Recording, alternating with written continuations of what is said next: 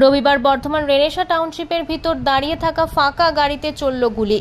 এই ঘটনায় চাঞ্চল্য ছড়ায় এলাকায়। বর্ধমান থানার পুলিশ গাড়িটির ভিতর থেকে আটকে পড়া গুলি উদ্ধার করে। আতঙ্ক ছড়িয়েছে রেনেসা টাউনশিপের বাসিন্দাদের মধ্যে। জানা গেছে, ওই গাড়ির মালিক দেবজিৎ ঘোষ বর্ধমানের ঘোষবাগানের নার্সিং হোম আছে। গতকাল সন্ধে নাগাদ রেনেসা টাউনশিপে বাড়ি ফিরে গাড়িটি বাড়ির সামনে রাখেন। তবে কেন গুলি করা হলো তা বুঝে উঠতে পারছেন না গাড়িটির মালিক সহ পরিবারের লোকজন। এলাকাবাসীদের কাছ থেকে জানা গেছে, রবিবার ভোররাতে একটি গুলির আওয়াজ শোনা যায়। সকালে উঠে গাড়ির মালিক গাড়ি বের করতে গিয়ে দেখেন গাড়িটির কাঁচ ফুটো রয়েছে। রেনেসার বাসিন্দারা দেখে গাড়ির মালিককে বলেন ওটা গুলি করা হয়েছে।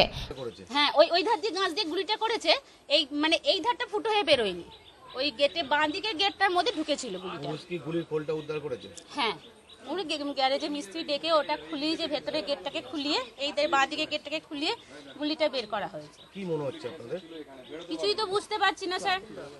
আমাদের 6:30টার সময় আমার হাজব্যান্ড এসে, সন্ধ্যে 6:30টার সময় গতকাল এসে এখানে গাড়িটা রেখেছে, তখন ভালো।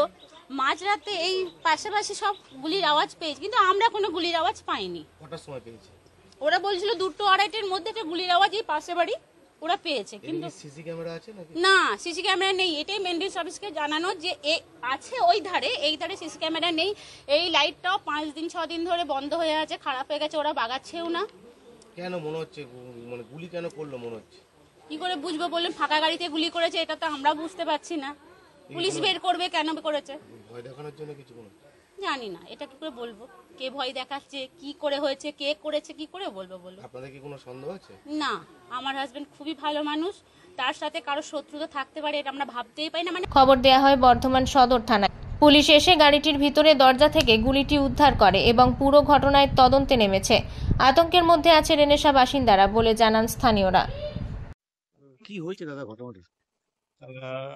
ঘটনাটা তো আমি বাড়িতে ছিলাম, তখন আগে খবর পেয়ে আমি ছুটে এলাম, বন্ধুরই বাড়ি এটা। আর আমাদের তো এখানে উদয়ন দুর্গা পুজো হয়, আমরা ওখানকার মেম্বারও আছি। তো শুনলাম নাকি রাত্রেবেলায় গাড়িতে কেউ এসে গুলি মেরেছে, ওই দিক থেকে বেরিয়ে গেছে। ওরা টের পাইনি, সকালবেলা জানতে পেরেছে। সকালে জানতে পেরে পুলিশকে কল করেছিল, পুলিশ এসছে। তো এই দিকের দরজায় মেরেছে, ওই দিকের দরজা থেকে গুলিটা বার করে নিয়ে গেছে এবং আপনার গুলিটা বার করে নিয়ে গেছে এবং সিসি ফুটেজ আশেপাশের বাড়ির থেকে নিয়ে গেছে। আশা করি দেখতে পাবে কি হয়েছিল। এখনো পর্যন্ত আমরা অথই জলে বুঝতে পারছি না কি উদ্দেশ্য ছিল, কেনই বা গাড়িতে মারলো। এটা কোন জায়গা? এটা রেনেসার ভেতরে আছে, এটা ইনার রিং রোড।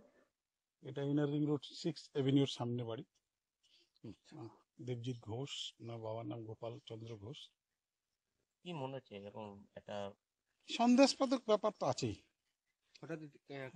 হঠাৎ করে রাত্রেবেলা এরকম করে, এটা প্রথমবার রেনেসায় এরকম গুলিকাণ্ড, প্রথমবার। এটা তো একটা পিসফুল জায়গা, এখানে তো এরকম হওয়ার কথা না। আমরা খুবই চিন্তিত। আমরা আতঙ্ক তো আছি। এখানে এই ধরনের যদি গুলি চলে, হ্যাঁ, তাহলে তো এখানে এত সিকিউরিটি কি করছিল? মানে চারিদিকে সিকিউরিটি লাগানো আছে, সিকিউরিটির কোনো কাজ নেই, সিকিউরিটি কিছুই করতে পারেনি। ব্যুরো রিপোর্ট, আনন্দ বার্তা।